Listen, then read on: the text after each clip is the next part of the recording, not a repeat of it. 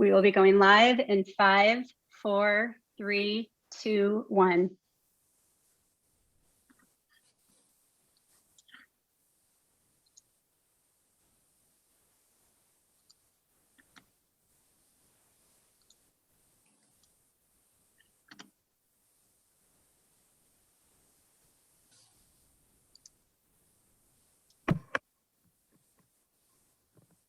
Hello, and welcome to the League of Women Voters of Naperville's Candidate Forum for the Naperville City Council. I'm Becky Steinman with the League of Women Voters of Naperville. We are a nonpartisan organization. We do not support or oppose candidates for public office. Now, we understand that feelings are running high for this particular election cycle. So let me assure you that you can always rely on the League of Women Voters to present fair and civil candidate forums where each candidate is allowed an equal chance to respond. All candidates have been invited to participate in tonight's event, and all candidates present will be given an equal time to speak. Questions have not been shared with the candidates ahead of tonight's event. Our moderators are league trained, and to avoid any conflict of interest, they are always from outside of the district that they are moderating in. The questions we will be asking tonight are all relevant to the office that the candidates are running for, and they are questions that can be answered by all the candidates. Tonight, our forum format looks a little bit different because we have more candidates than usual. So in order to give each candidate equal time to respond to questions and to allow a reasonable number of questions to be put forth, we have expanded our forum time. We have also added closed captioning for those who need it. Or if you prefer, you may turn off the closed captioning at the bottom of your screen. Now, I would like to introduce tonight's moderator, Carol Tidwell from Aurora. Carol. Thanks very much, Becky, and welcome everyone to our forum tonight. Welcome to the candidates for the Naperville City Council election in the spring of 2021. And thanks to the Naperville League that is sponsoring tonight. Also, thank you to the audience who is watching this live on Zoom and Facebook, or perhaps watching a recording later on. As Becky said, my name is Carol Tidwell, and I have been trained by the League to conduct candidate forums, and I do not live or vote in Naperville.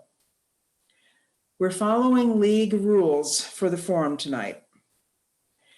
After opening statements by the candidates, I will ask a number of questions that were prepared by the League, and as Becky said, were not shared with the candidates ahead of time. Since this is a forum and not a debate, I ask that the candidates direct their statements and responses to the audience and not to each other. As per forum rules, the candidates will not use their cell phones or other electronic devices during the forum when answering questions. The candidates will each have 1 minute to present an opening statement in turn, and up to 1 minute to respond to each question, again in turn. At the end of the forum, they will each have 1 minute to make a closing statement. Our timekeeper will keep us on track tonight in the interests of efficient use of time and fairness to each candidate. I ask the candidates to watch the screen as you are speaking. Reminders will appear at 30 seconds, 15 seconds, and finally a stop sign. Please wind down at the 15-second marker and stop speaking when the stop sign appears, although I will allow a few extra words to finish your sentence, but please, no compound sentences. We want to be fair to everyone and have good use of our time and get in as many questions as we possibly can. The candidates will be asked to speak alphabetically, and we will rotate who has the chance to be the first to answer a question. Due to the time constraint tonight, not every candidate may have the opportunity to answer first. Okay, we're going to get started. So all candidates should now be on screen, please. And I ask that you keep yourselves muted until it's your turn to speak. We're going to start with opening statements. And the first to do that will be candidate Bruzanne Taylor. When you are ready, please go ahead. Well, thank you for having me here tonight. My name is Jennifer Bruzanne Taylor, and I'm running for Naperville City Council. Remember to pick 6 on April 6th. I'm running so that I can promote small businesses, protect public safeties, and pursue regional development. I grew up in Naperville, spent my career as a Cook County prosecutor, taught constitutional law here, and I'm heavily involved in the community. And let's turn to the issues that Naperville is facing. Promoting small businesses. Every lost business has a ripple effect throughout the community. So I have a plan that involves a private-public partnership with local area banks. Now, protecting public safety is paramount, and why both the Fraternal Order Police and the Firemen's Union has endorsed me. I'll work with our police department to help them combat a rise of crime and mental health cases, as well as ensure that everyone is safe in all police interactions. Finally, pursuing reasonable development. This means balancing new growth and housing needs with resident concerns in a sustainable way. To accomplish these goals, I need you to pick 6. Thank you. Thank you. Next opening statement is from candidate Chaka. Please go ahead when you are ready. Good evening, everyone. Thanks for having me. My name is Vasavi Chaka. I'm a 16-year-old resident of Naperville. My husband and I moved here 16 years ago to give best possible opportunities to our kids to thrive. They both graduated from Neuqua Valley High Schools, and we made Naperville our home. I deeply care about the community. When I met Mayor Predel during that time, he inspired me to get into the civic service, and with his inspiration, I got involved in many nonprofit organization boards and commissions. With that inspiration, I'm still serving on Naperville Sister Cities and also Indian Community Outreach Board. I'm an advisor on the community advisor, the committee for loaves and fishes. I'm here, I deeply care about the Naperville community. I want to address fostering trust issues and public safety issues. Thank you. Candidate Chaka. Next is candidate Evans. Your opening statement, please. Thank you. We are all going to, I'm using this time to say that we are all going to have PTSD from this timer by the end of the night. My name is Lucy Evans, and the one thing that sticks out about me as a candidate is that I'm the one that used to be a Secret Service agent, but I'm a lot more than that. I'm a civil engineer. I've got more than 12 years of service in both the public and private sector. I'm running because I want my elected officials to make responsible decisions for people like me. I'm a married mother of 3, a former stay-at-home mom, and a former single mom. I'm running because I want Naperville to focus on the triple bottom line, which is people, planet, and prosperity. People have a right to feel safe, included, and accepted. Our planet needs help, and there are things we can do to help. And I want Naperville to prosper. Ironically, the way to continue that prosperity is to change our way of life. So I'm number 9 on the ballot. So I hope everybody gets to know me a little more. Thank you.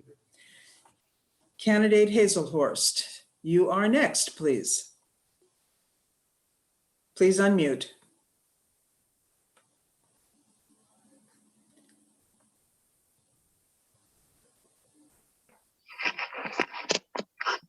Hello, I'm Jim Hazelhorst. I'm running for Naperville City Council. I'm your 4th choice on your ballot.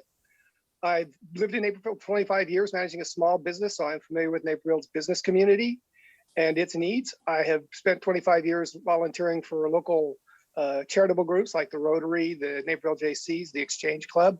So I am familiar with a lot of different communities and neighborhoods in our city. So I'm familiar with our values and diversity, which I can use in City Council. And I am a retired Navy senior chief with over 20 years in the Navy. I'm a veteran of both Persian Gulf Wars, and I have over 30 years of management and leadership experience in government. I've been involved with city council meetings for the last 20 years. So I am familiar with how our local government runs as well. Thank you. Thank you. Candidate Hazelhurst, let me just ask you a question. It looks like you're on a phone. Can you see the timer screen? Yes, I can. It's one of the icons directly below the picture of me. So I can see it. I saw that I had just a few seconds left. So that's why I wound it down real quick. Thank you so much. Candidate Holzhauer, your opening is next, please. Thank you. My name is Ian Holzhauer. I was born and raised in Naperville.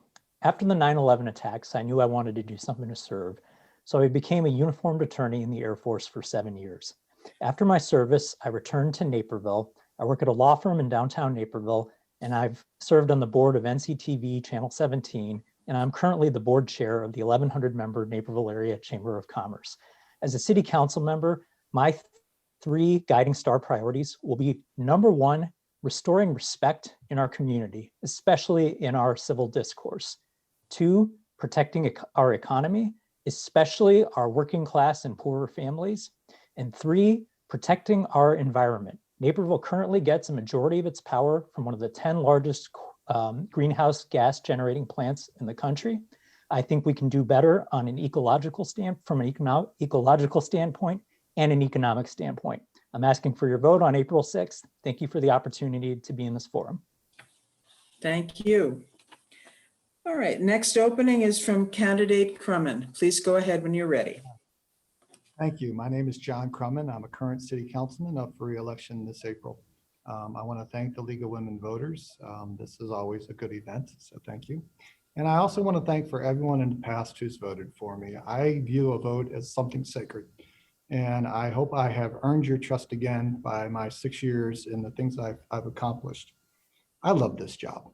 I absolutely love this job. It can be very taxing, but no pun intended, but it can also be very rewarding. And the things I can do for the city and the things I've done for the community are very important to me. What are those? I'm a leading voice on sustainability. I'm a leading voice on financial principles. I'm a leading voice on public safety, and I'm a leading voice on mental health. And those are the things I'm working on. So again, I'm the guy with the red K for Crumman. And thank you. And hopefully we'll be talking soon. Thank you. Next is candidate Leong with your opening statement. Please go ahead. Hi, my name is Paul Leong, and I am running for Naperville City Council. First, I would like to thank the League of Women Voters for allowing me to join in this forum. I'd also like to thank all of my opponents for stepping up to provide service and leadership. For the last 4 years, I've been a Naperville School District 203 board member, and I've been learning how to serve, how to govern, and how to lead. During that time, I've lowered property taxes and still maintained a high level of academic achievement, with the most exemplary schools in any district in Illinois. I reduced the district debt, saving millions in interest. I abated the debt levy for the last 4 years, saving more than $2.5 million per year. I lowered the general levy by $2 million permanently for the first time in Naperville history. And I approved a tax reimbursement of $10 million for the first time in Naperville history. This adds up to more than $30 million in tax savings for residents and businesses. When I step down, I will leave a healthy surplus. I have been serving you for the last 4 years. Please allow me to continue to serve you by electing me, Paul Leong, to the office of Naperville City Council. Number 1 on the ballot, Paul Leong. Thank you. Thank you. Next is candidate Ori with your opening statement, please. Oh, wait a sec. What about me? Longenbaum? From Leong to Longenbaum? He's supposed to be next. I apologize. Candidate Longenbaum, you are next, please. Thank you so much. And League of Women Voters, thanks for hosting and providing us this opportunity. My name is Alison Longenbaum. My husband and I moved to Naperville 16 years ago to raise our family, and we have 3 daughters at Naperville North. I have a degree in math from Penn State. I've been with JP Morgan for 29 years, and I'm a vice president in clearing operations. I started going to city council meetings because of the 5th Avenue train station development, which is in my neighborhood. I have attended almost 60 meetings over the last 3 years and a perfect record since 2019. I use my passion for running to research locations on the agenda and to explore all that our city has to offer. My priorities are to help residents and businesses transition to a post-COVID economy, advocate for transparent development, and get back to the basics of discussing city services. I'm committed to building up our community by focusing on nonpartisan shared needs like snow removal and traffic. I will serve the best interests of all residents. I am running for Naperville. Thank you. Thank you. Now, candidate Ori, your opening statement, please. Okay, thank you. I'm Vince Ori. I'm running for the city council.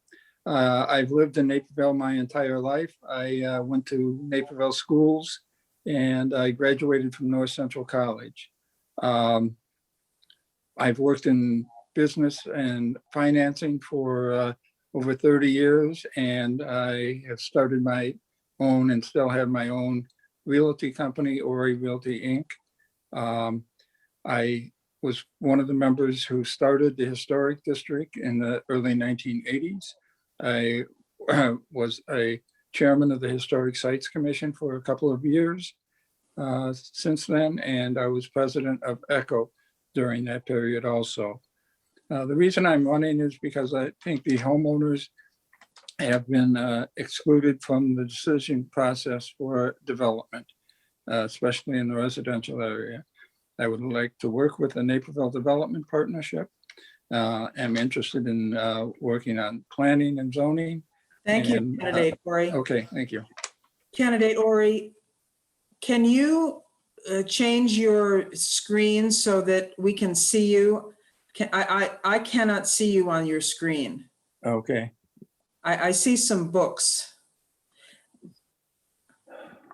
Okay. Let me try here. Okay. All right, thank you. That looks good. We could hear you just fine. Okay. Thank you. All right, next opening statement is candidate Urda. Please go ahead when you're ready. Thank you. My name is Mark Urden and I'm running for City Council. I'd like to thank the League for putting together this wonderful candidate forum. In particular, I'd like to thank the 141 people in attendance listening to us tonight. I've been a resident of Naperville for the last 40 years. I'm a local business owner, and since 2016, I've had the honor and privilege of serving on Naperville's Historic Preservation Commission. During my time as a commissioner, I've worked with citizens to take their concerns to City Council and the various departments. And during this process, I've learned that commissions advise, but City Council decides. For me, the decisions that are important are bringing balance to development, to attaining our affordable housing goal, to increasing diversity and supporting transparency in government. I'm looking forward to talking about these subjects and others tonight. Thank you very much. Thank you. And our last opening statement will be from candidate White. Please go ahead. Hi, I'm Councilman Dr. Benny White, and I'm running for re-election for the Naperville City Council so we can continue moving Naperville forward together. I'd like to thank the League of Women Voters for hosting tonight, and thank you to everyone else for listening to us tonight. A little bit about myself. My wife, Kim, and I have two amazing adult kids who both attended the District 204 schools. I am a West Point graduate, and I've served 22 years as an officer in the United States Army.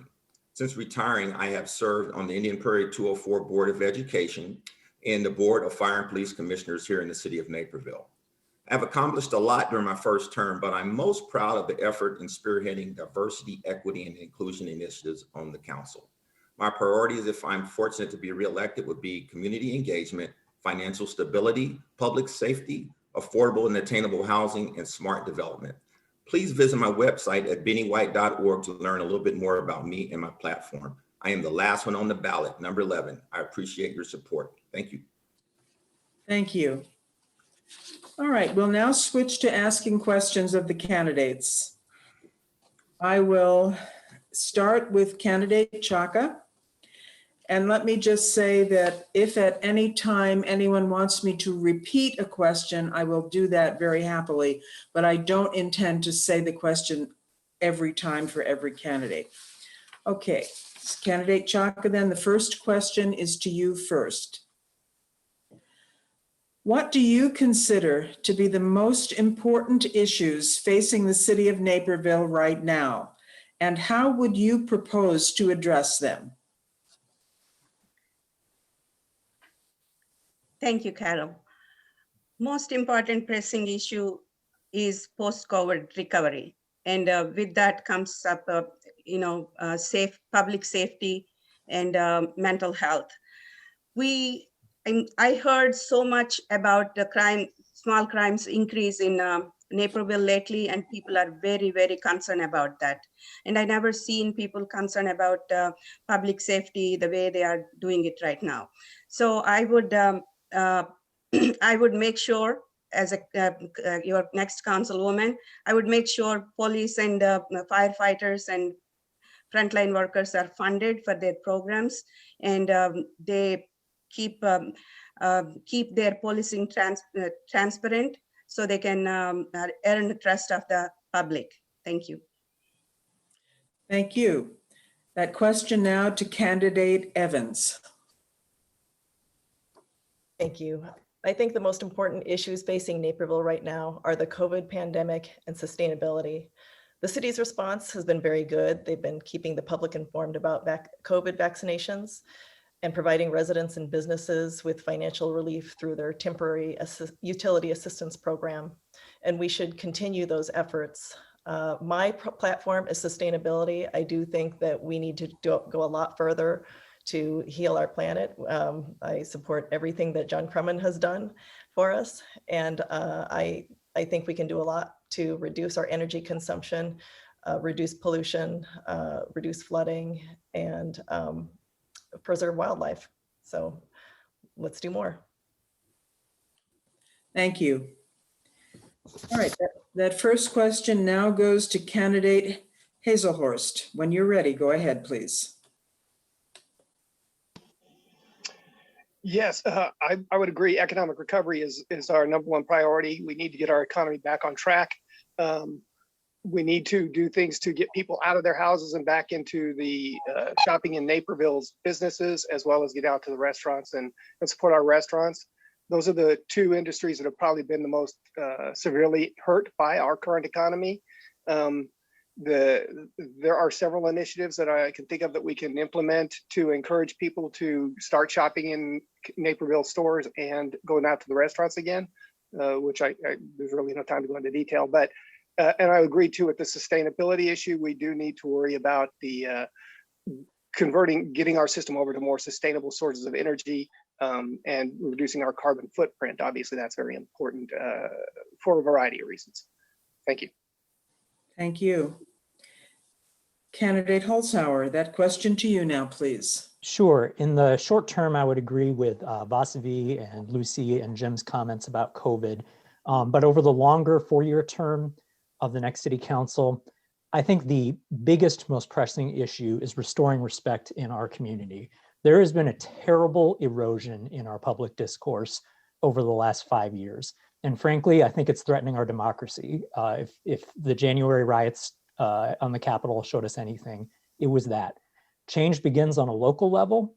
I intend to hold monthly town hall conversations and always listen to the facts and read the data before making a decision. Second, I think Naperville is becoming a mature community that can no longer grow its way out of problems. We can no longer build 5 new subdivisions a year and rely on those impact fees to help us fund infrastructure projects. We're changing into a mature community that needs to invest in its long-term capital projects. Thank you. Thank you. Candidate Crumman, that question to you, please. Well, Candidate Crumman, you are still muted. I thought I hit the button. I apologize. So I agree with all that was just said. And to Lucy's point, I believe I've done a lot for sustainability, but there's so much more to do. And long story short, solar has to be the answer, whether that's rooftop or community solar. That's got to be part of the equation, but it's very complicated. It's both complicated technically and financially, and I have both a technical and a financial background. That's probably why I'm drawn to the solution. The other thing is COVID. That's what's here right now, and that's not only physical. That's keeping your distance and all the things the CDC says, but it's also mental. I've been talking a lot about mental health. I think there's a true concern there that the city has to become more and more aware of. And the other one is economic. And one of the things I've done is, it was mentioned before about the utility relief. That was an idea that I came up with and with others and got it implemented in less than a month. So I'm very proud of that. And those are the issues I can talk about in less than a minute. So thank you. Thank you. Candidate Leong, that question to you now, please. Thank you. I agree with the other candidates regarding pandemic recovery. I love what the city has done with their utilities and city services in terms of providing relief to both residents and businesses. On the District 203 School Board, we've done a similar thing where we have our $10 million tax reimbursement, which again reaches a large number of residents as well as businesses. Looking forward into the future to post-pandemic recovery, I'm a big fan of Naperville being the best place from which to work from home. And I would love to attract telecommuters here from all over the country. And I think they would love our safe environment, our great schools, and so on. And I think it'd be great to have more people relocate here and bring their income and their skills and their talents to enrich Naperville. Thank you. Thank you. Next, with that first question is candidate Longenbaum. Go ahead, please. Well, COVID recovery is number one. And one of the best things we can do to help small businesses right now is to employ all the mitigation strategies. That's distance, mask up, wash your hands. We have to keep the cases down. And I will support policies at the council level to foster an environment where those two goals can be met, safety and business. We're so close to getting out of this, so we need to work together so that we can bounce back quicker. The city can flex its financial muscle in a few ways. So staff is great at helping our businesses with the paperwork for the different grants and federal CARES funding that we've received. So let them handle the bureaucratic stuff so businesses can focus on surviving. We should also use our partners like Downtown Alliance to get people to visit. So if we're not at full capacity this summer, let's try closing the downtown to car traffic, to more pedestrians, so that we can get them into our shops and restaurants. The city can help restaurants by relaxing ordinances on outdoor dining. And I love the city offering utility grants to residents and small businesses. Thanks. Thank you. Candidate Ori, that question is to you, please. Thank you. I think the biggest problem is more long range because Naperville has been growing so fast. So I would concentrate on the Planning and Zoning Commission, making long range goals and setting those up because we have not been up to date on that. We have traffic and infrastructure problems because of the fast growth. And I think we should do more to have studies and control those two areas. And the third is low-income housing. It's often not brought up in the council, and for some reason we are far behind on what we should have. And I think for the diverse community that we have, we should have more low-income housing and get up to date, at least with the federal standard. So those are the three things. Okay. Thank you. Candidate Urden, next, that question is to you, please. Thank you. I'm not going to spend any time on COVID. We all agree. We're very fortunate that we have just are on the cusp of passing yet another bill to help us address that on a national level. The city's done a great job with CARES Act, and I'm sure they'll do a great job with American Recovery. For me, one of the biggest issues that we have in Naperville is bringing balance back to development. This is an issue that I hear from in the South, from the Polo Grounds to, as Alison mentioned, the Fifth Avenue Station, to the redevelopment plan for Nokia Campus or City Gate West. We need to make sure that all stakeholders are involved in the planning that goes into the city. So for me, development is key. And lastly, I would like to declare channel my inner John F. Kennedy and ask us to meet the goal of achieving our affordable housing goal by the end of the decade. Thank you. Thank you. Candidate White, you are up next, please. Yes, thank you for the question. It's been mentioned, but definitely COVID is our number one priority, has to be. We need to really look at our public-private partnerships with organizations like the NDP, Naperville Development Partnership, that has done an amazing job as far as getting resources in, or telling our small businesses where to go, where they can find resources to give them the assistance that they need. The city's been able to do a great job as far as helping our small businesses as far as relieving some of the bills that would be due for them when it comes to electric and water and things of that nature. The other one I would tell you would be attainable housing. We have a growing senior population here in Naperville, and we have several people, our law enforcement people, our teachers, our firefighters, who all work here and they can't afford to live here. In fact, about 80% of the people that work here in Naperville can't afford to live here, or they don't live here. So that's where I think we need to focus. Thank you. And candidate Bruzanne Taylor, you are last to answer our first question. Please go ahead. Thank you. Top priority, I would say, is the closure of our businesses. This was occurring even before COVID. And this is not a buzzword for me. I mean, this is personal. When I was a kid, my parents lost their small Naperville business. So I understand the economic devastation to the owner, to the employees, to the city. Let's talk about the city. Every time we lose a business here, this means higher property taxes for the rest of us. And that's because we get more revenue from sales, food, and beverage tax than we do from residential property taxes. And so if we don't have money coming in from these businesses, then we can't do all these other great things that we want to do.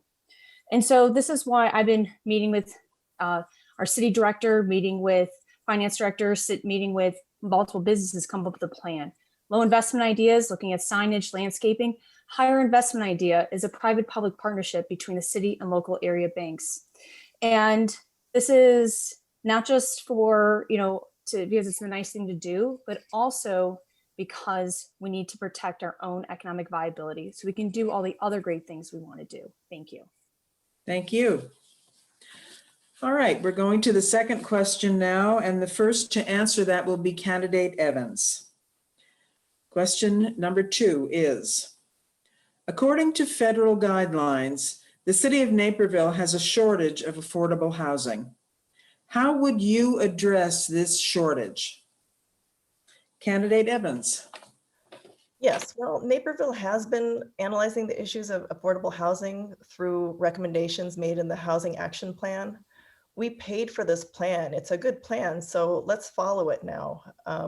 There's a lot of talk about the numbers we used for income. We don't get to control those numbers, so it is time to discuss affordable housing. I would like the city to look into more PUDs. Those are planned unit developments. Those are mixed use properties that have residential, commercial, and recreational. We can mix those and put more things on a smaller footprint. And we can also address sustainability in those PUDs as well. So Water Street is a PUD. It's been successful and they provide balance. I think PUDs can adjust to the needs of the population and provide needed affordable housing with cooperation between the cities and developers. Thank you. Candidate Hazelhorst, that question to you, please. Please unmute yourself. Thank you. Yes, I agree.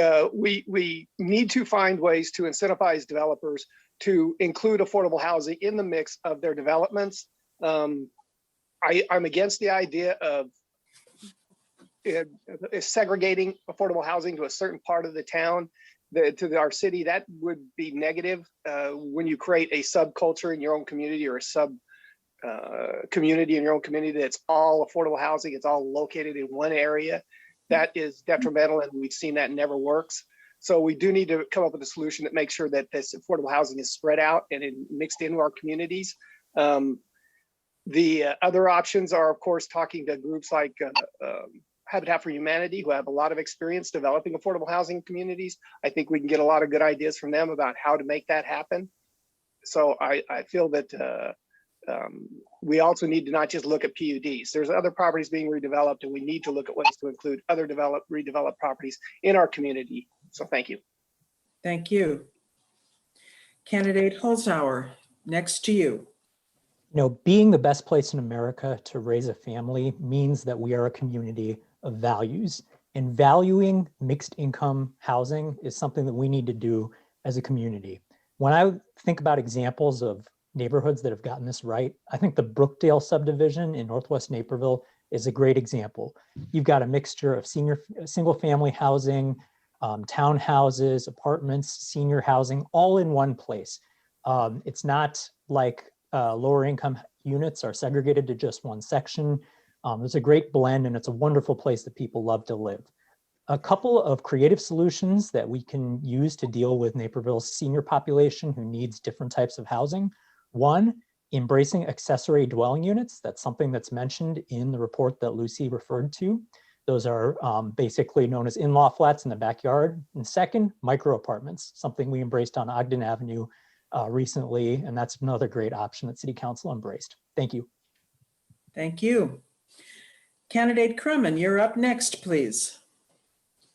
Thank you. So about 2 years ago, Don DeSart, County Commissioner, DuPage County Commissioner, and I had a town hall that we put on, and we had about 40 people show up for that to talk about this specific issue.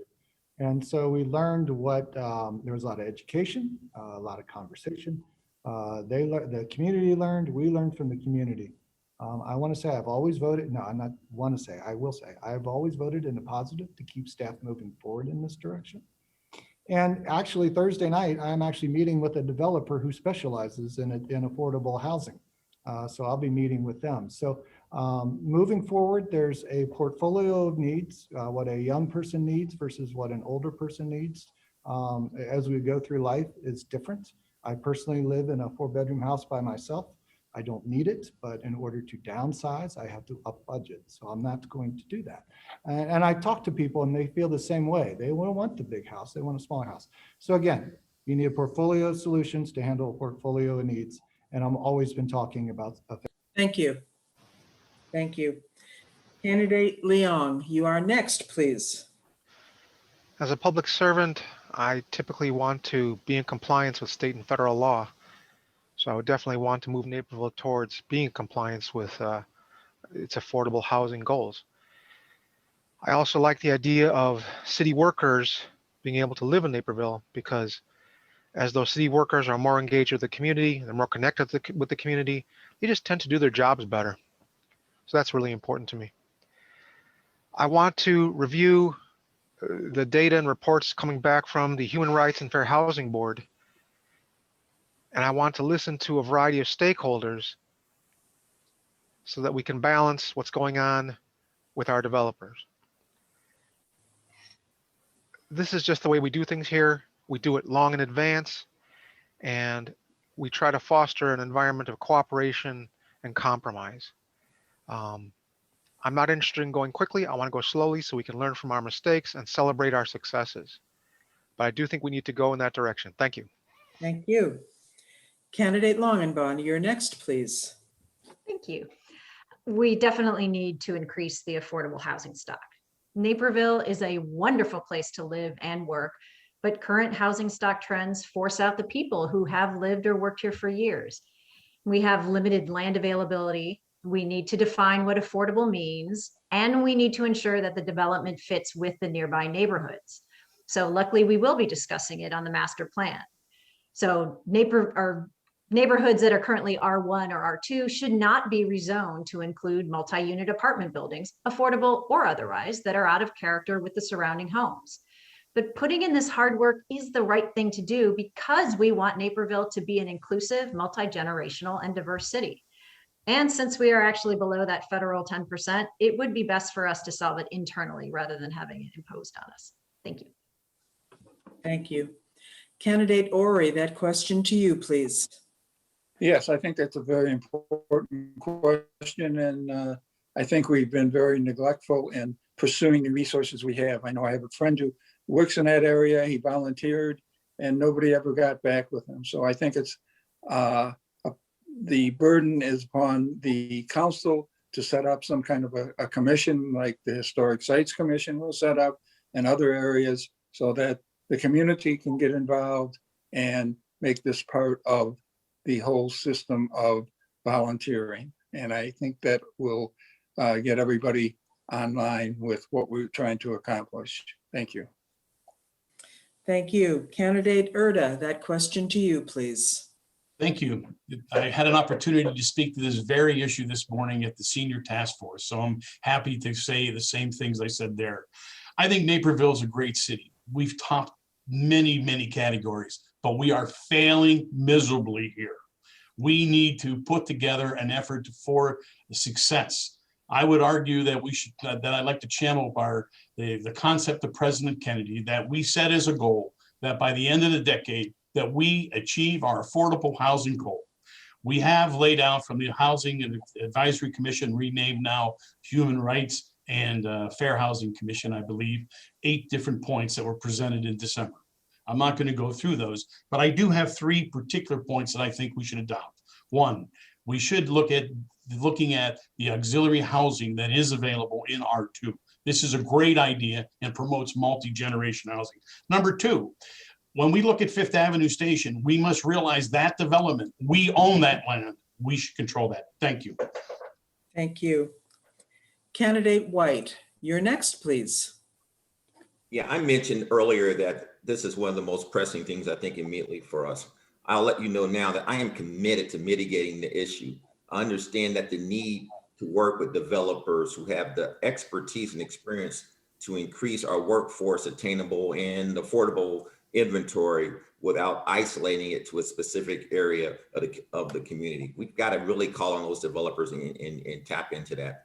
We need to also explore innovative methods that potentially could share the financial burden across multiple entities so that businesses have the opportunity, or if developers come in, they have that opportunity to share that cost, and it makes it a lot more appealing for a developer to want to come in and develop something knowing that they don't have to share or take on the entire burden of what it takes to develop affordable housing. Thank you. Thank you. Candidate Brazan Taylor, that question to you. I mean, this is imperative to our community. It's one of the reasons why it's one of my platform issues. The thing we have to remember here is the word balance. We cannot discourage development here, but at the same time, we have to recognize that we do have significant housing needs. And so I am open to many of the solutions that are offered by what's now known the Human Rights and Fair Housing Commission. I did attend a meeting which they went through in detail about the different options. And one of those options being helping our seniors age in place through grants or loans. Now, I also have come up with some of my own creative suggestions that we could add to the mix, including incentivizing our developers by reducing or eliminating their impact and permit fees. Also create a fast pass system so that those who are going to help us with this issue have to follow all the steps, but they have to jump in line. They get to jump in line and get the development done quicker. This is something that's been done before. Thank you. Thank you. And Candidate Chaka, that question to you. And you'll be last to answer this. Thank you. Thank you. Can you hear me? Yes. Okay. There is no question about need of the affordable housing in Naperville. We have 54,000 house units, and 90% of them are occupied, which indicates demand in housing market. So which say, like, this is more demand for affordable housing than regular housing, because we have a growing population here, and the seniors are 12% of our population. So we have a couple of approaches we can take. One, we can use the preserve naturally occurring affordable housing, and also develop a working relationship with the affordable housing developers. Another option is revolving rehab loan funds for low income seniors, and develop a strategy to leverage publicly owned land to address housing challenges. So, thank you. Thank you. All right, we're going to move to question number 3, and Candidate Hazelhurst, you will be the first to answer this. The third question is, what do you anticipate will be the long-term impact, if any, of the pandemic on the Naperville tax base And how should the city address that impact? What other non-financial impacts of the pandemic will the city need to address? Okay, well, obviously, one of the things that's going to happen is we're going to probably see a drop in office space usage. There's a lot of businesses that are reducing their office footprint because they found that they can do more things from home, having more people working from home, telecommute. So that's going to be the first thing. I'm concerned that we're going to see a large surplus in office space in Naperville, and we have areas of our community that are heavily invested in that. Those properties we could end up losing a lot of tech space there. And then, of course, there's the concern about the revenue impact. Long-term buying, people have gotten in the habit of buying online. We need to get them out of that habit and get them back in the habit of going to the local stores and the local retail stores and buying there, because again, that retail sales tax is an important part of our city's income and revenue stream. Other things I think that are going to be permanent changes in our society as a result of this will be, sorry, thank you very much. Thank you. Candidate Holzhauer, next to you. Sure. So I'd say there's been one positive, one that's probably neutral, and one that's a definite negative. The positive has been the demand for housing in the suburbs have just been red hot since so many young families are moving out of the city right now. And especially with remote work being an option going forward, I would expect that that trend would continue, and that'll help our residential property tax base. I'm the board chair for the Naperville Chamber, and surprisingly, office has actually been okay this year. A big part of it is so many people are leaving places like Willis Tower in Chicago, and they're trying to find places in the suburbs. So we may be okay there. Where I think we're really going to have challenges is with those brick and mortar retail stores. It is very, very hard to fill a Walmart that leaves. A great example of Naperville working creatively through the Naperville Development Partnership to fix a problem like that was recruiting the Mall of India, a ethnically focused store, which has become a regional magnet, brought in a lot of tax dollars, but it's going to take a lot of creative hard work by the city. Thank you. Candidate Crumman. Thank you. So financially, it's going to be, it's a concern, but I'm proud to say that the city ended up $2 million in the black for this past budget year. So we actually turned out better than we thought, not worse. I could explain all that, but I don't have but a minute. So I think mental health is also going to be an issue. I think people need people. And I know that sounds corny and it's a song, but it's true and it's affected us. And then how do we come out of this? We brought in, there's a new Costco going up, and that's going to bring in some substantial revenue. And financially, we're going to be okay as a city, but it's going to take some extra effort. And that's why you sit down and you talk and you listen. And again, back to the utility relief that I was able to champion. Those are the kind of ideas I think we need to be more creative with. Thank you. Thank you. Candidate Leong, that question to you, please. Could you repeat the question for me, please? Certainly. What do you anticipate will be the long-term impact, if any, of the pandemic on the Naperville tax base, and how should the city address the impact? What other non-financial impacts of the pandemic will the city need to address? And you'll have your full minute. Thank you. Well, I'm going to touch back on what I talked about earlier in terms of telecommuting. There'll be a lot fewer parking spaces needed around the train station. And the Naperville Development Partners Group and the Naperville Area Chamber of Commerce are both doing a great job in terms of bringing new businesses to Naperville. As a city council member, I would embrace them and work with them to continue those efforts. In terms of non-financial impacts, I'm seeing significant changes in consumer behavior and resident behavior all across the board. And although it may have some appeal to corral that behavior, I tend to let those consumers do and buy what they want. And I hope the businesses step forward to provide them goods and services that they need. Thank you. Thank you. Candidate Longenbaum, to you, please. Well, first I'll go with the non-financial one. I have to say I love Zoom and I hope we never go back to in-person parent-teacher conferences. And I know that office space will change. I am the perfect example. I have not been to our Loop offices in over a year. It's the anniversary, and I can imagine that other firms will look to relocate out here. So long terms in terms of taxes, we need to keep up with the high standards that we demand as residents. Council plays an instrumental role in fostering that strong business environment, which helps fund all the services that we want. So we want to avoid increasing taxes on our residents, and we want to be a responsible steward of those tax dollars. And whether you like it or not, one tax win recently is from our cannabis dispensaries, and I think to the tune of like $2 million right now. And it's a shame that we wasted so much time getting these legal businesses approved. But now we have additional revenue to possibly fund policing, social workers, and mental health programs. And it's a good rainy day fund for additional COVID forgiveness programs for residents struggling to pay their utilities. Thanks. Thank you.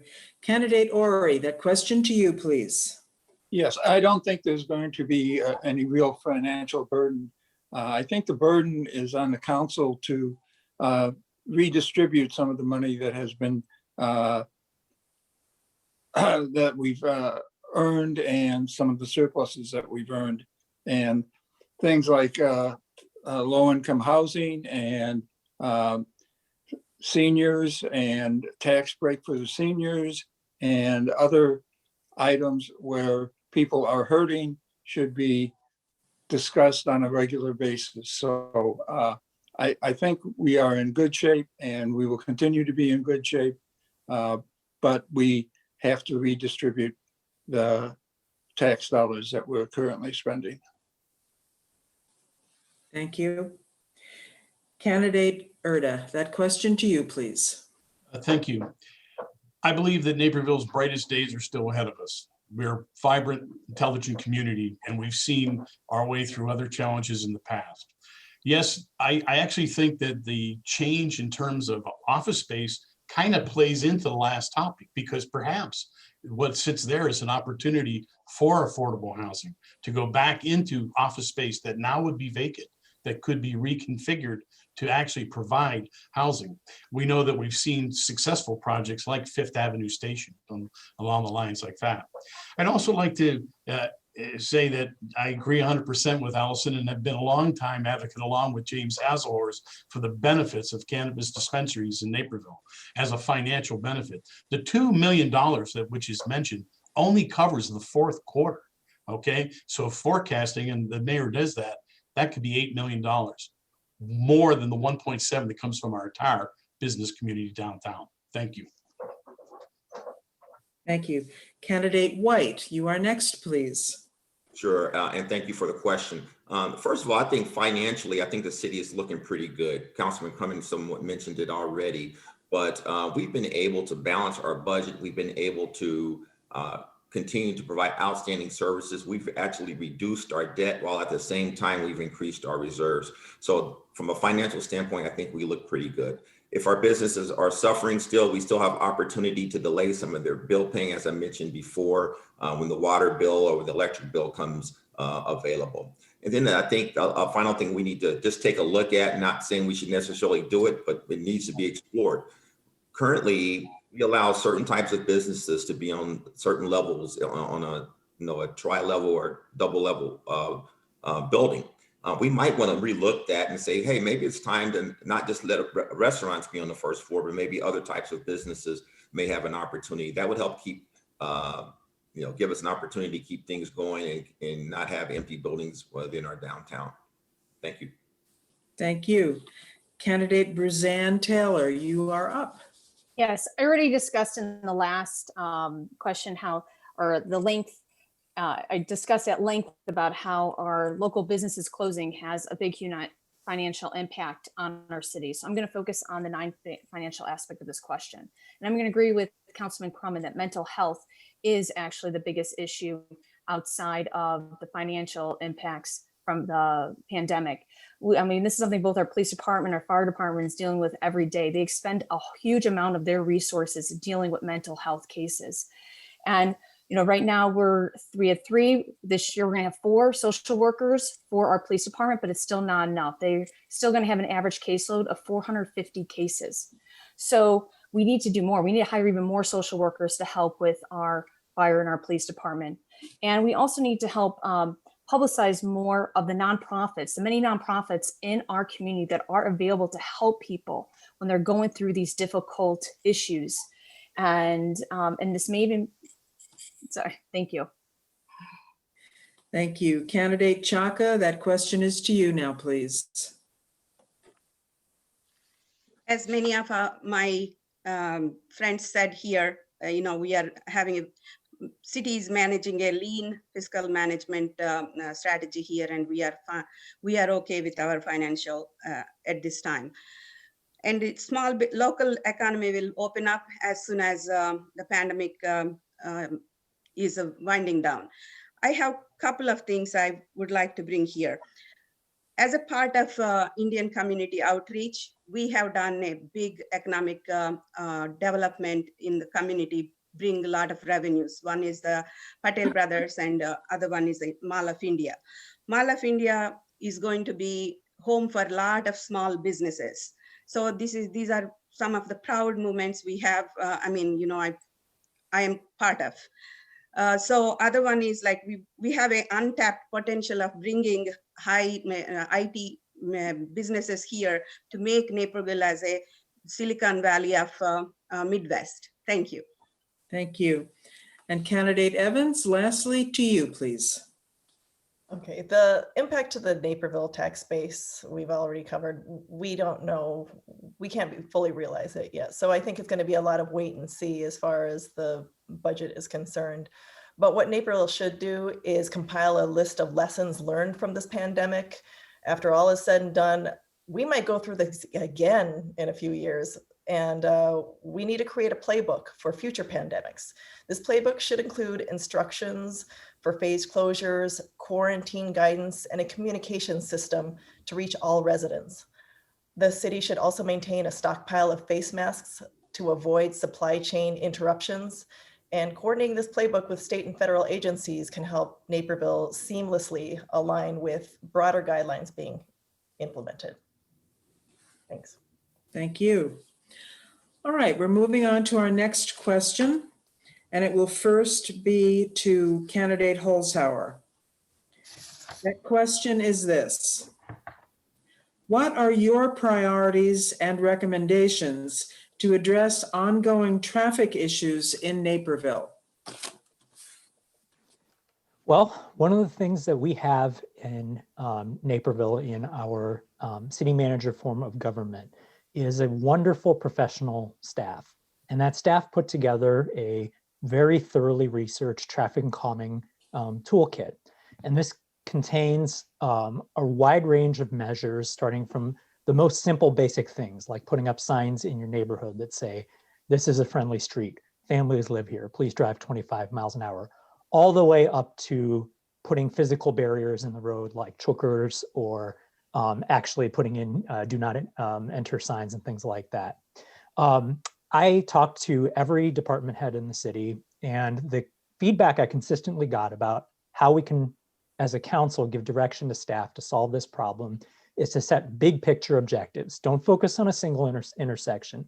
The big picture objective I would like to set is that every kid in Naperville should be able to walk to their neighborhood park through a protected stop sign intersection. Thank you. Thank you. Candidate Crumman, that question to you, please. If you can unmute, please. There it is. There it is. I hit the button twice and it didn't go. So, I championed the creation of the Sustainability Task Force. And when people hear sustainability, they think electric power, of course, right? But there's other things. There's building codes, transportation, and waste. And transportation is one of them. And so the Sustainability Task Force is addressing this, and that's they're coming out with a report next week. I've already seen a preliminary copy, and we're going to be addressing traffic, right, and transportation. And part of that is also every time a new road is resurfaced or built, the first question that I've had staff ask is, can a bike lane be put in? And if a bike lane can be, they have to answer why a bike lane cannot be put in. And so that's something I have implemented with staff, and the Sustainability Task Force will help us solve this as well. Thank you. Thank you. Candidate Leong, that question to you, please. I think during the pandemic, traffic has actually lightened up quite a bit, although I do foresee it increasing as we roll out more vaccines and people are able to get out again and so on, perhaps go back to work and so forth. So I also love the traffic tool that the city council's recently adopted. And as a city council member, I would embrace the data coming from that tool and advise our staff to make the best of that information and try to improve traffic conditions for all our residents. Thank you. Thank you. That question now to you, Candidate Longenbaum. Thank you. Well, traffic patterns need to be analyzed in the post-COVID world. The traffic around the train station is very unlikely to return to prior levels, with more employees and employers embracing working from home. The traffic calming toolkit that candidate Holzhauer mentioned is so cool. It's a way to achieve balance between vehicles and pedestrians in residential neighborhoods. So calming tools would be like planners, bike lanes, traffic circles, or sidewalk extensions, which improve traffic flow in residential neighborhoods without adding a lot of stop signs. And these measures would fit well in residential neighborhoods, and I hope the city adopts them where appropriate. And like Councilman Crumman mentioned, another thing that would be done would be to add more bike lanes, because if biking becomes a safer and more attractive way of traveling through the city, it would alleviate some of the traffic. And hopefully those bike lanes could be used by runners like myself as well. So thank you. Thank you. Candidate Ori, that question to you, please. Yes, I think it's a very important issue. And I think we have always been catching up on the traffic and infrastructure situation after the developers get approval for things. And I believe that it should be on the developers to come up with that type of study with the city of Naperville, so that we don't have to catch up afterwards. We have high density in our particular area that I have not seen a traffic study that would take care of those problems that we're going to have. So I think we have to do more proactive planning and with the zoning and infrastructure people. Thank you. Thank you.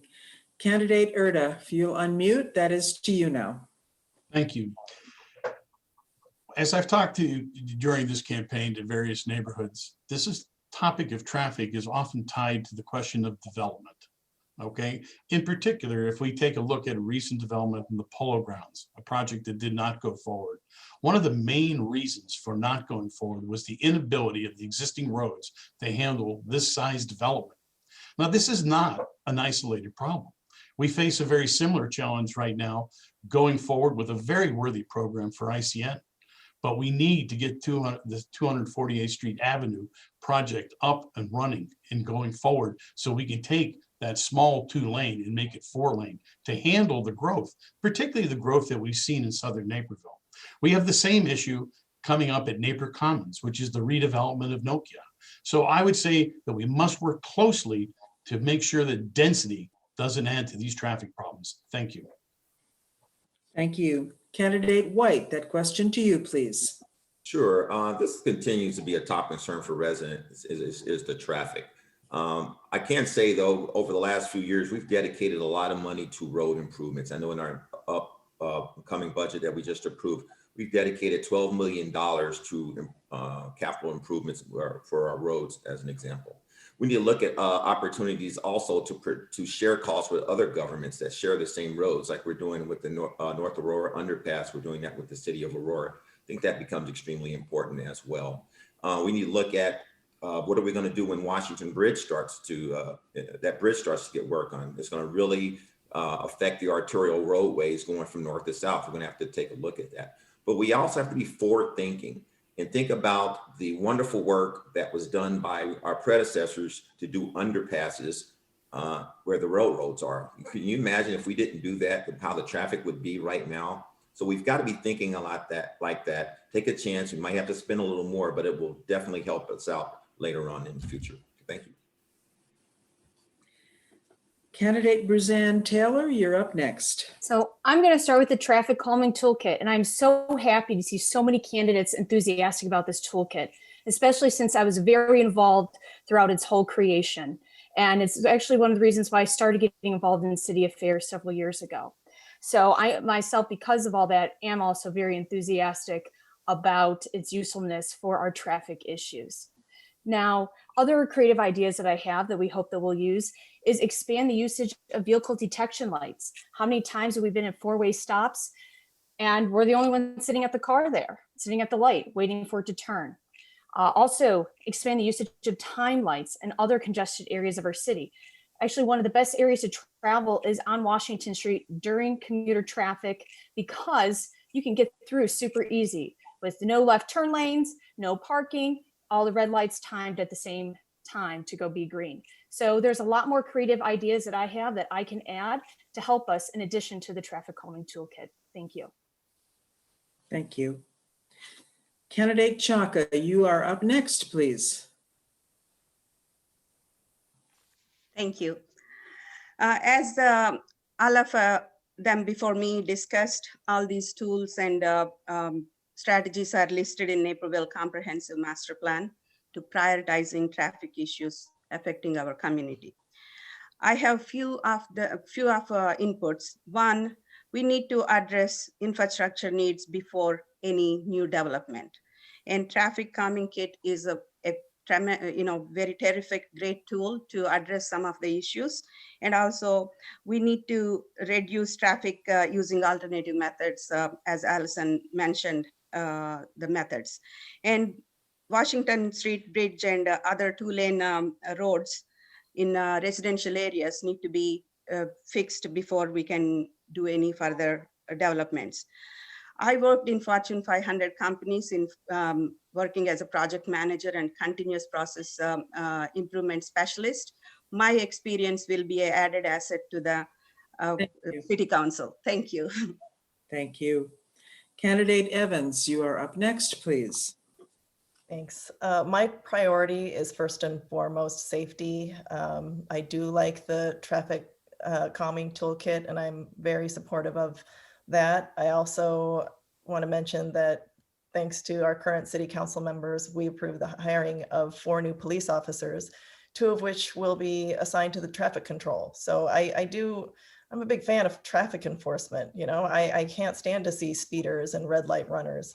So that's one thing that I would love to see more of. And one more thing I want to mention is I hope 10 years from now, we can look back on this conversation and just kind of laugh, because I think self-driving cars are coming. So that's gonna change the way we do things. That's gonna change speeding. That's gonna change our traffic patterns. So we got to look to the future. That's part of this whole sustainability thing, right? The whole conversation about looking to the future and trying to solve these problems. Thank you. And last for this question is candidate Hazelhorst. Go ahead, please. Yes, well, of course, traffic has been a discussion for years. It's what's always come up. And as a growing community, we're naturally going to have those kind of growing pains. Traffic issues are going to be part of that. I do agree. We do need to do new traffic surveys because obviously COVID is going to change traffic problems, traffic flow in our community, and we need to see where the problems still exist and where we need to focus our attention.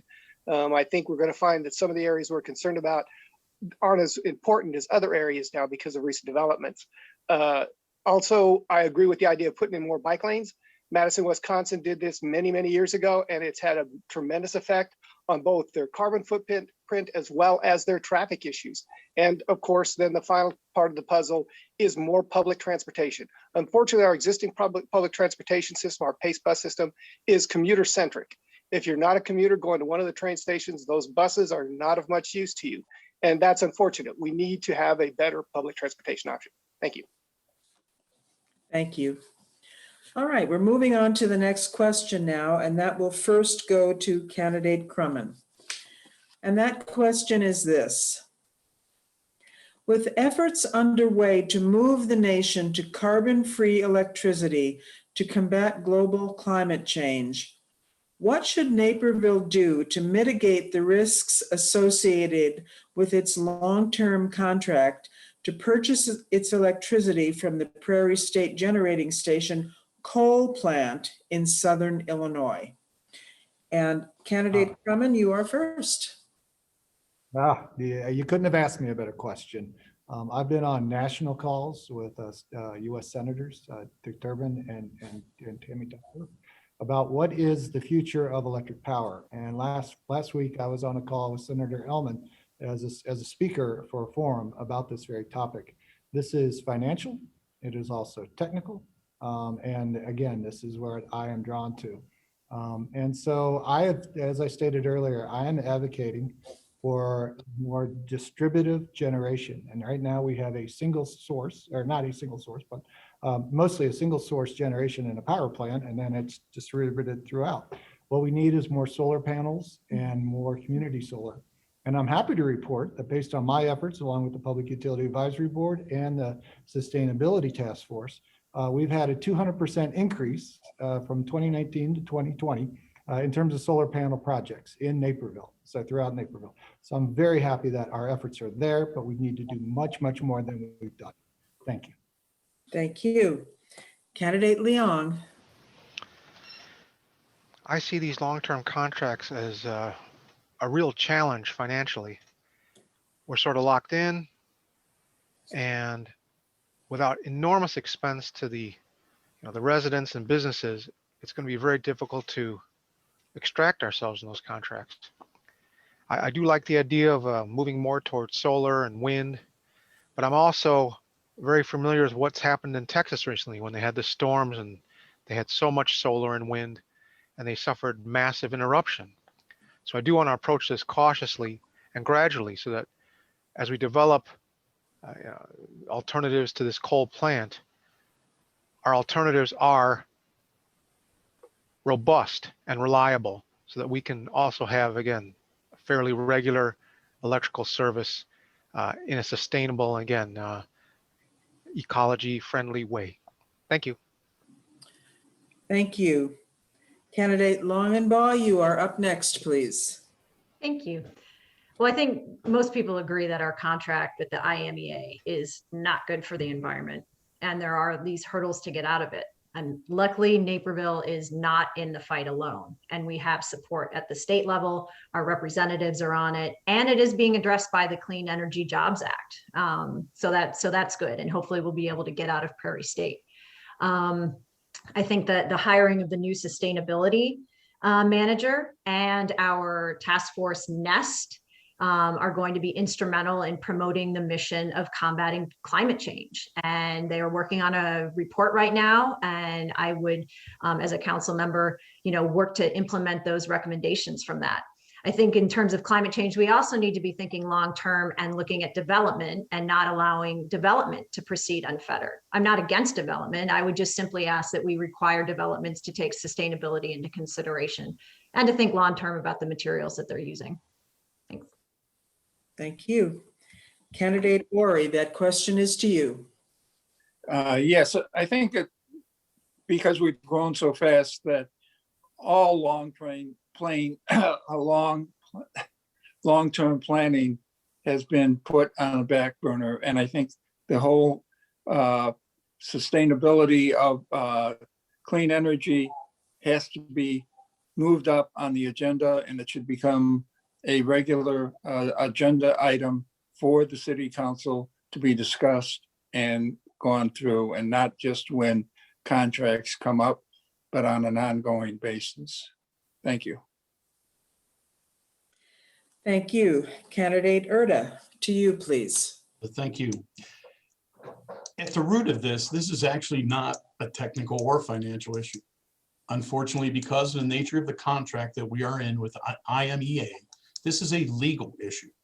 If we are going to move forward to achieve the goals that are here, and I share these goals towards sustainable. I'm an electrical engineer from Notre Dame. For the last 40 years, my business has been exclusively focused on energy efficiency. Believe me, I understand the challenges, but this is not simply a technical one.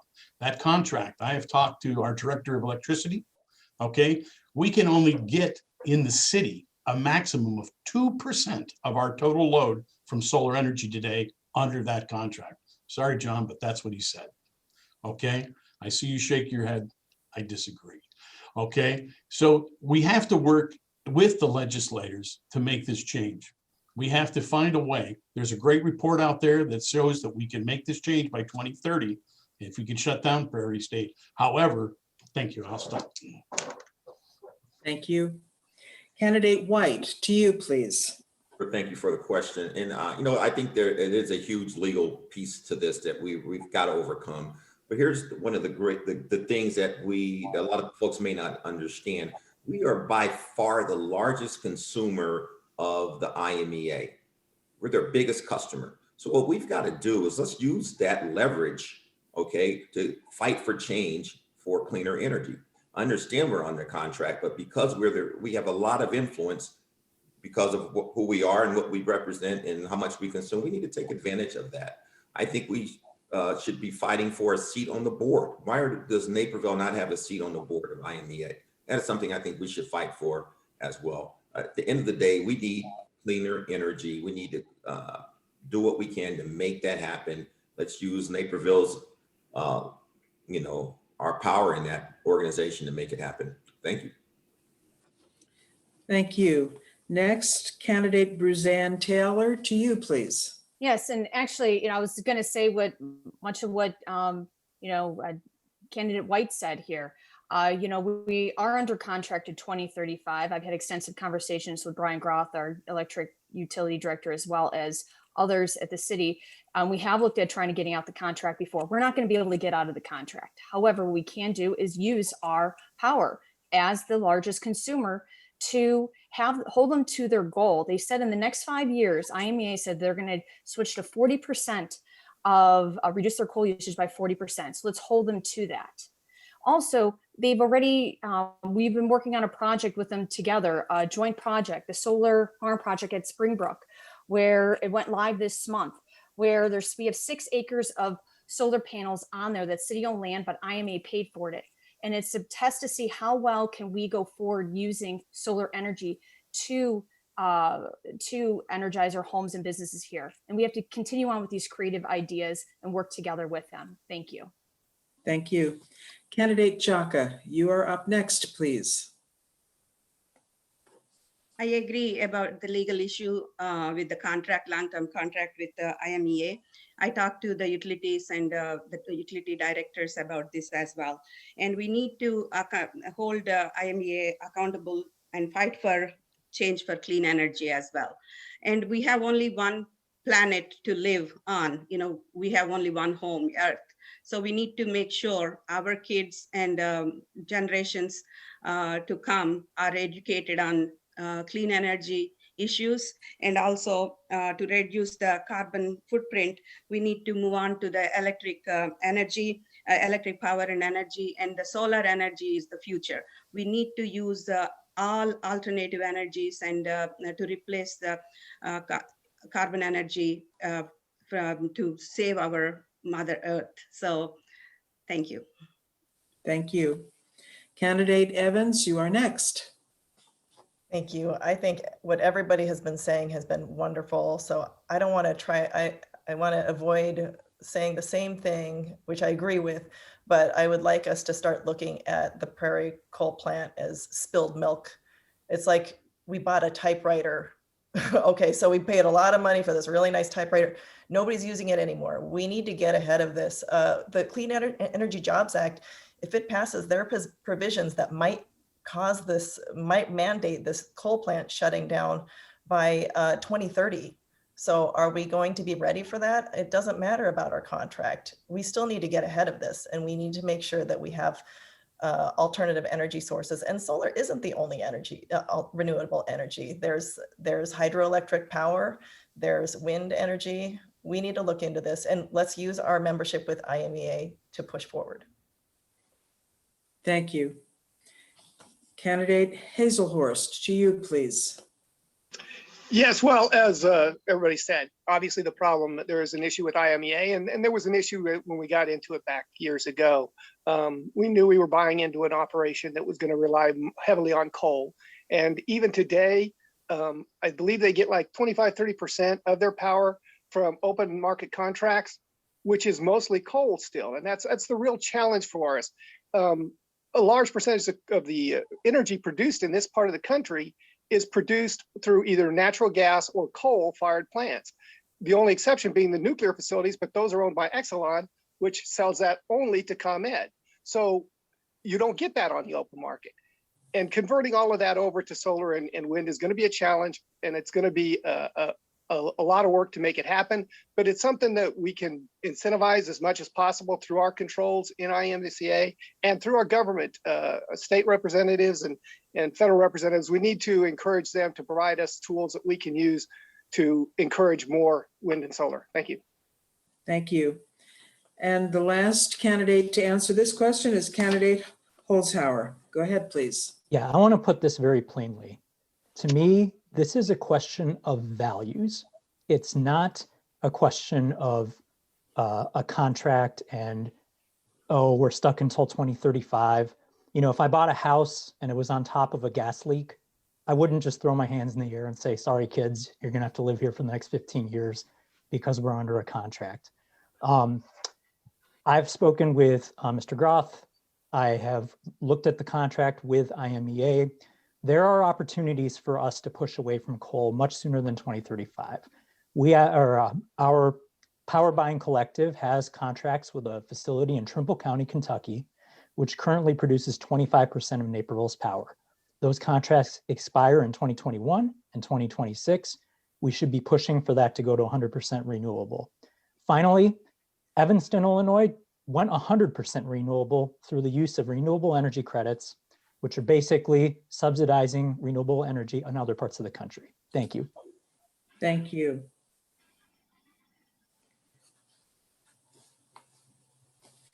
Okay, our next question will go first to candidate Leong. And that question is this: how should the city's comprehensive master plan address new development and redevelopment opportunities? What timeline would you commit to for the completion of the city's comprehensive master plan? Candidate Leong, please. I would look for a target date of about 2 years into the future.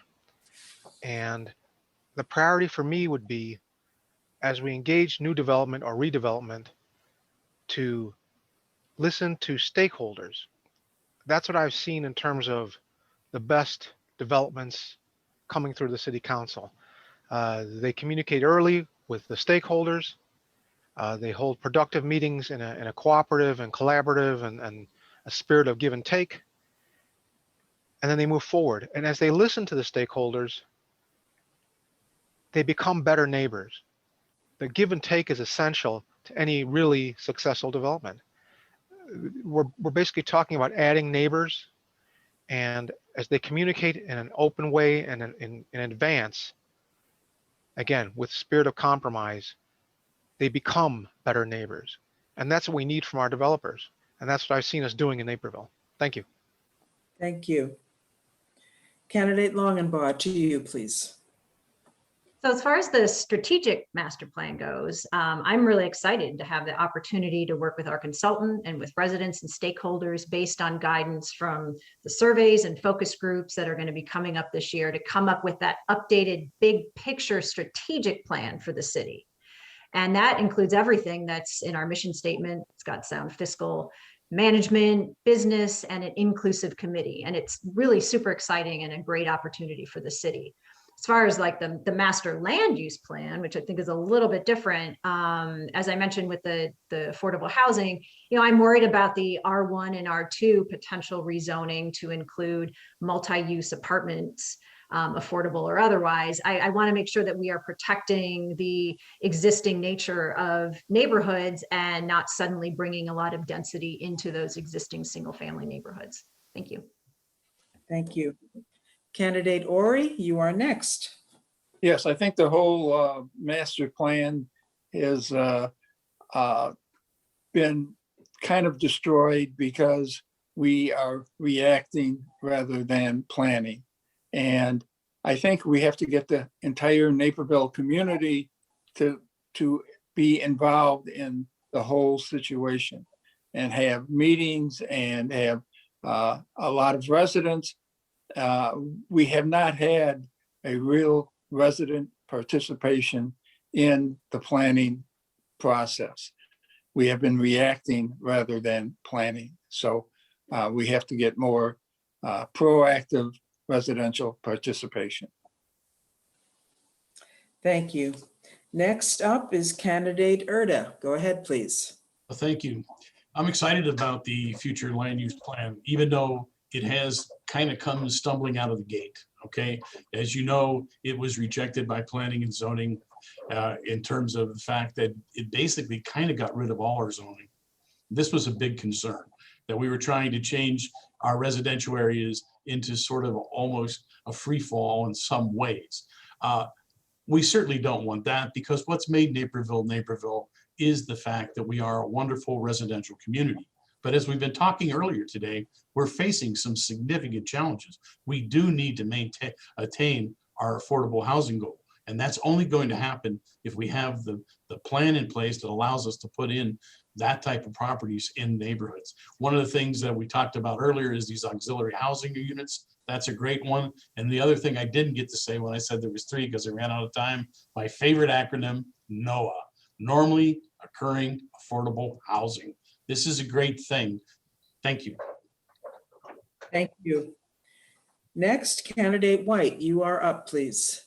Yeah, I think this is actually a great question. I think this involves getting the community leaders, folks who are stakeholders, but those stakeholders also just includes just a regular citizen. They're stakeholders in our community, so we can get their input as far as what they think the master plan should look like. We need to look at areas that it will either be R1, R2, or R3, or any other type of zoning that needs to be considered as well. One thing that has come up with the city council has been the talk of IZOs, inclusionary zoning ordinances.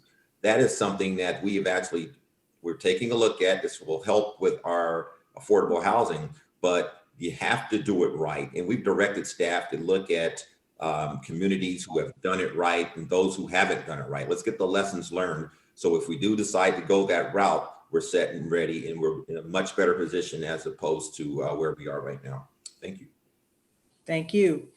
Candidate Bruzanne Taylor, you are up next. Oh, thank you. So this is part of my platform here. So having an updated and comprehensive master plan. This is something that has been worked on for the last 2 years. I've been, I attended many of those meetings and provided input as to the one proposed, which, as candidate Urda pointed out, had a huge flaw. The huge flaw is that basically there was no more clear residential zoning. It was all just one big blob. And based on our resident feedback, the planning and zoning rejected it. And so did city council, send it back to reevaluate and make changes to it. So we are actually on the path, a path that this should be done hopefully within the next year here with this current council. And this is so important that we have this comprehensive and updated master plan so everybody knows where they stand when it comes to this new and infill development, because there's a lot of conflict over development right now. And people need to know clearly, where are the multi-use housing going to be? Where's going to stay single family? So we can eliminate this conflict so we can move forward as a community with development. Thank you. Thank you. Candidate Chaka, you are up next, please. Whatever we do, we need to keep the integrity of Naperville heritage intact. So with that said, we need this comprehensive master plan put together in some time in 1960s. So we need to, I think this is a living and breathing document, making changes as it goes to accommodate the changes in the demographics and the growth of the city. So whatever, Naperville has grown significantly since 1980s. And when this city was built, the infrastructure was not ready.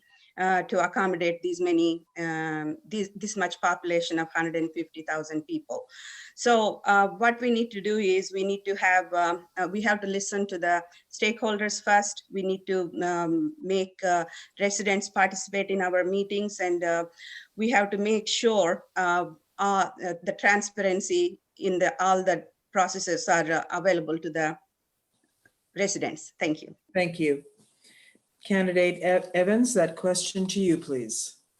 Yes, well, I am not a fan of dragging our feet on anything and, taking too long to do anything, but I do think that care needs to be taken before this master plan is completed to incorporate sustainability and to incorporate affordable housing. We are in the middle of, rolling out this inclusionary zoning ordinance, and we haven't hired. We're about to hire a sustainability coordinator for the city of Naperville.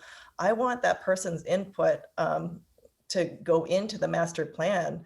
And if we can get those two things in there, we're going to save ourselves a lot of heartache later. So I think Paul was saying 2 years. I'd say 2 years. That sounds good. Thank you. Candidate Hazelhorst, you are next for that question. Thank you. Yeah, well, yes, as everybody's pointed out, this is a future land use plan. We need to make sure we take into consideration what our community's future needs are going to be when we come up with this plan and devise what we're going to, how we're going to develop our city in the future. What's going to be happening more and more in our community, and is going to be a big part of what this plan needs to include, is redevelopment. Because the reality is there isn't much land left to develop. So we can't develop out anymore. We're going to have to develop up. If our communities keeps growing in terms of population size, the only way to accommodate that population is going to have to be building up. And that means higher density. And I know nobody likes that idea, but that's a reality. When you start talking about putting companion apartments on a house, you're increasing the density in that residential area. You're taking one resident, turning it into two. So there's different levels of this, and people are on a certain level, they're accepting it. But I think that's important to realize. We need to have this be a plan for the future so that it meets our future needs. And I'm not up for rushing it. We need to get it right. Thanks. Thank you. Candidate Holzhauer, you are next.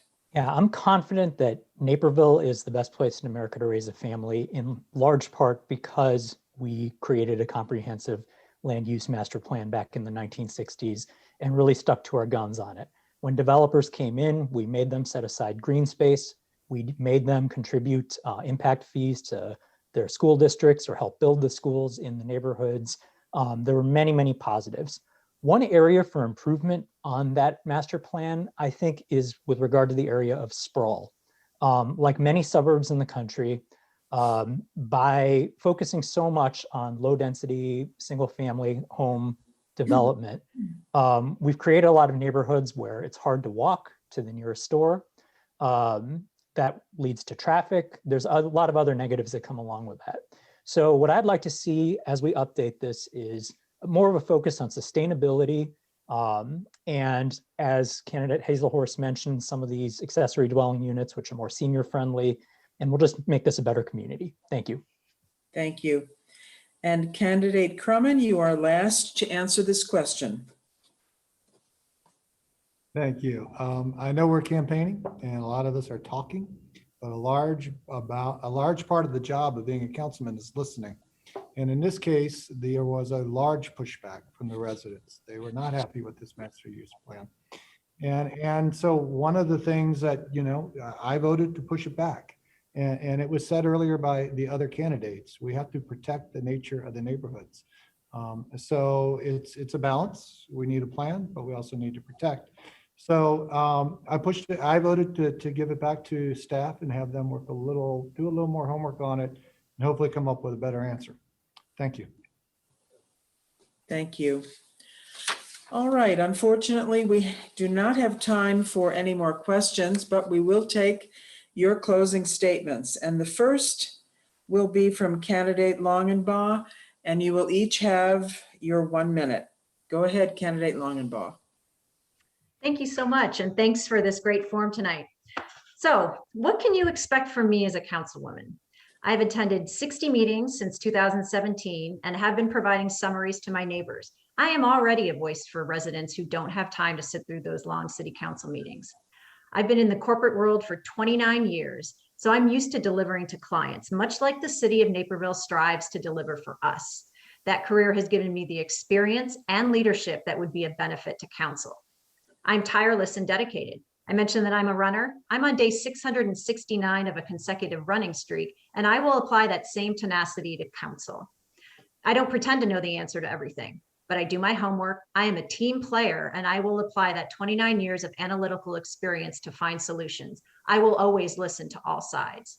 I am truly running for Naperville. So remember Alison Longenbaum on the ballot, and I'm on all social media at Alison for Naperville. And just a PSA, spring break ends on election day, so make your plans to vote now.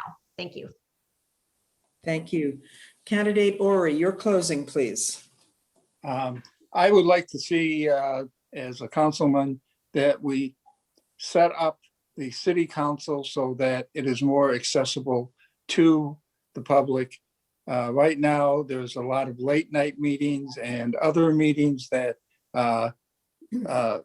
do not work with the normal working household. And I would like to see more of an inclusive attitude by the council to get all the people, all the residents, and all the taxpayers to have a voice that they can be heard at on a regular basis. That's all I got. Thanks. Thank you. All right, Candidate Urda, your closing, please. Thank you. First of all, I'd like to start off and thank again the League of Women Voters for arranging this fabulous forum here tonight. But I want to direct the rest of my comments to those 109 of you that are still here that are residents in Naperville. Throughout this entire election cycle, I have been talking about the importance of being involved in a municipal election and getting involved and learning about the candidates and their position. And by being here tonight, you've done it. The third part of that story has been making sure that you vote and get out and vote like Naperville's future is on the ballot, because it is.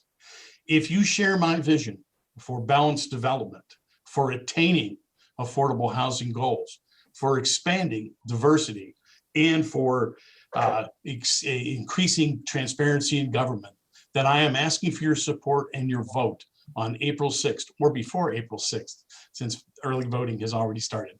I'm number 10 on the ballot, and I hope to be one of the 4 candidates you choose to put on council. Thank you.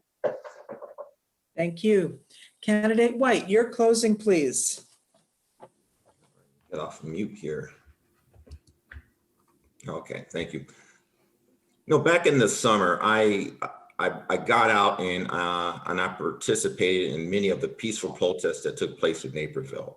It gave me an opportunity to listen to people. I walked with many of our young people who were really energized by what was going on.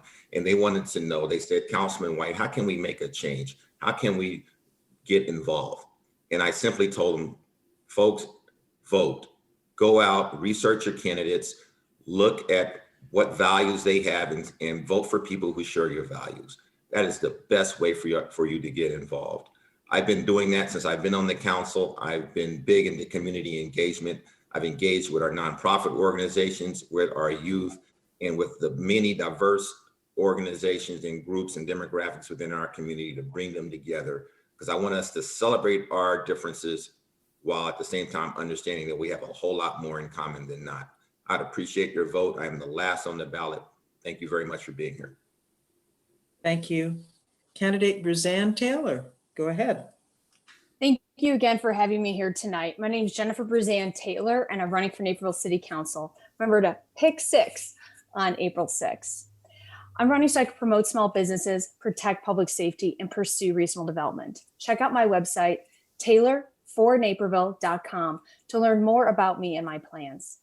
I spent my career in public service and understand that as a council member, I answer to the community, no one else. I'm an independent thinker, and all decisions I make will be based on facts, research, and community outreach. I'm a former Cook County prosecutor, and every day I had to make tough decisions in emotionally charged situations. And I did that by looking at facts, doing research, and speaking to people. This role also taught me that I cannot be bullied, and so the community can be reassured that no one will be pulling my strings behind the scenes. I've attended every single city council meeting for the last 2.5 years and many other additional planning, zoning, and other types of commission meetings. So I'm on top of all our issues, not just the hot topic ones. So remember, pick 6, Jennifer Bruzan Taylor. Thank you. Thank you. Candidate Chaka, your closing, please. My first and foremost priority is to keep Naperville most desirable place to live and raise families. That's why we are here and we made Naperville our home. I have 3 priorities. 1, fostering trust and public safety, invest in promoting smart economic development, and invest in our infrastructure. How we can do this? We need to engage the community and open dialogue and create a transparency in local governance. That is very important to me. And how I'm going to do this? I have vast experience working for Fortune 500 companies, saving hundreds of millions of dollars using continuous process improvements, cutting the waste and bringing new businesses. And I also proven my ability to bring new businesses being a part of Indian community outreach, which I will be very happy to serve and bring more revenues to the city. Thank you. Thank you. All right, Candidate Evans, let's hear your closing, please. Okay, well, you get what you vote for. A lot of us, myself included, have only recently started paying more attention to who we elect. So let's make sure that the people that are making the decisions for us are actually being responsible. City Council makes decisions that directly affect you. I want to make it easier for people to understand City Council actions and how they can be a part of the conversation, either through me or through navigating the City Council agenda items themselves. I understand the struggle of working, raising kids, sifting through millions of emails from school, fixing our houses. There's always something broken, making dinner, finding time for friends, finding time for our health. I hope everybody learned a little bit about myself tonight and take some time to learn some more. I'm on LinkedIn, I'm on Facebook, Instagram, and my website is lucyfornaperville.com. So I'm number 9 on the ballot and I hope to earn your vote. Thank you. Candidate Hazelhorst, your closing, please. Oh, I would like to also thank the league for this opportunity tonight. Very, very useful and informative of you to do this. Again, I've had 30 years of government experience, so I'm aware of the responsibilities of government to serve the people that have elected those officials. I have 25 years of managing a small business in Naperville, so I'm familiar with our business community, 25 years working with our volunteer community and our charitable community, so I'm familiar with a lot of the needs in that community and the diversity of that nature of that community. And 20 years of following city council meetings and board meetings and providing input to city staff and city council and boards on various issues. If you want to learn more about me, you can go to my website, napervillecandidate.com. There's listed on there my position on several issues, along with at the top of the page, there is links to all my social media pages. So again, I'm number 4 on the ballot. Choose number 4 on April 6th. Thanks much. Thank you. Candidate Holzhauer, your closing, please. Thank you. You know, when I commissioned as an officer in the United States Air Force, I took an oath to protect and defend the Constitution of the United States. And what the League of Women Voters is doing right now, and what all of you in the audience are doing right now, is exactly that.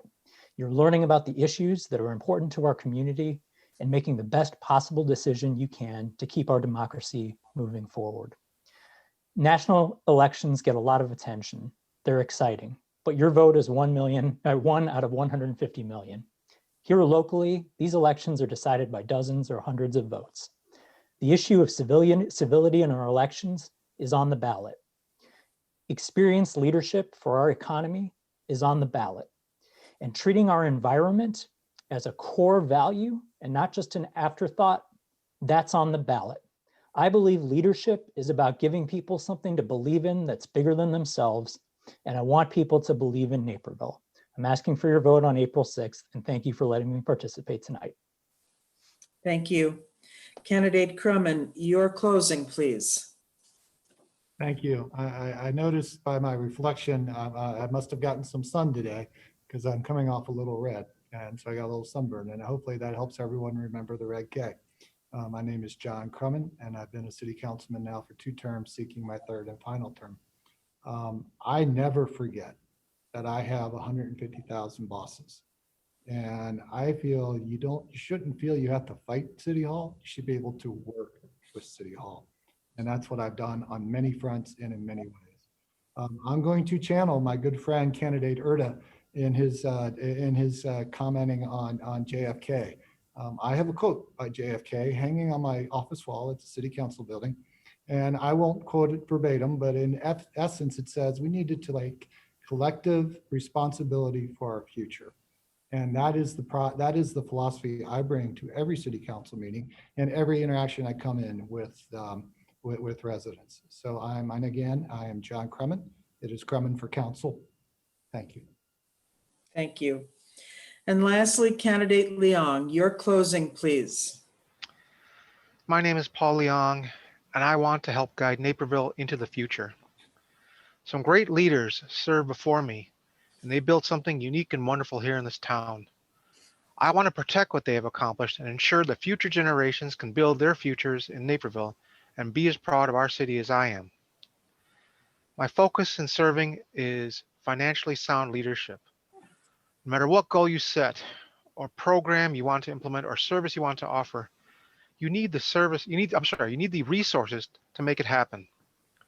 It is my goal not only to survive through the pandemic, but to thrive as a stronger and more united city. So please vote for me, Paul Leong. I'm first on the ballot, and you can learn more about me at www.voteleong.com. Thank you so much for listening, and I hope I can serve you in the future. Bye-bye. Thank you. Well, that ends tonight's forum, but first, before we sign off, we need to thank the candidates for your participation tonight. Without your willingness to appear and answer questions that inform voters in forums like this one, we couldn't hold them. Secondly, I want to thank the audience. You have become more informed voters tonight, and that helps everyone. And lastly, of course, we thank the Naperville League of Women Voters who sponsored this forum tonight. As has been said a number of times, early voting has begun. Please be sure to vote on or before April 6th, 2021. Thank you all, and good night. Thank you.